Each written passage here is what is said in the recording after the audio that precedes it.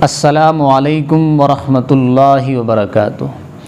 بہت سے لوگوں کی طرف سے یہ سوال کیا جاتا ہے کہ رسول اللہ صلی اللہ علیہ وسلم کی طرف سے قربانی کر سکتے ہیں یا نہیں۔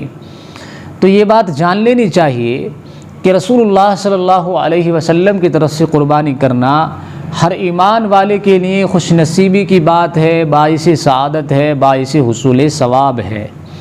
لیکن اگر کسی شخص پر قربانی واجب ہے تو ساتھ میں واجب قربانی کا کرنا بھی ضروری ہے۔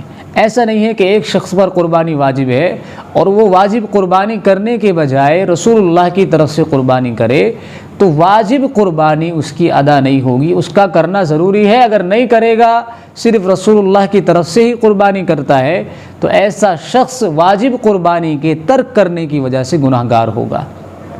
تو مسئلہ یہ ہے کہ اگر آپ پر قربانی واجب ہے تو واجب قربانی کے ساتھ رسول اللہ کی طرف سے بھی قربانی کرنا چاہیں تو اچھی بات ہے، کریں۔ لیکن آپ پر واجب ہے اور آپ اپنی طرف سے نہیں کر رہے ہیں، رسول اللہ کی طرف سے کر رہے ہیں، تو یہ ایسا کرنا صحیح نہیں ہے۔ کیونکہ بعض لوگ ایسا کرتے ہیں، وہ یہ کہتے ہیں کہ بھئی ہم نے جو ہے اپنی طرف سے واجب قربانی کئی مرتبہ ادا کر دی ہے، اس مرتبہ ہم چاہتے ہیں کہ رسول اللہ کی طرف سے قربانی ادا کریں، اپنی طرف سے نہ ادا کر کے۔ تو ایسا کرنا صحیح نہیں ہے۔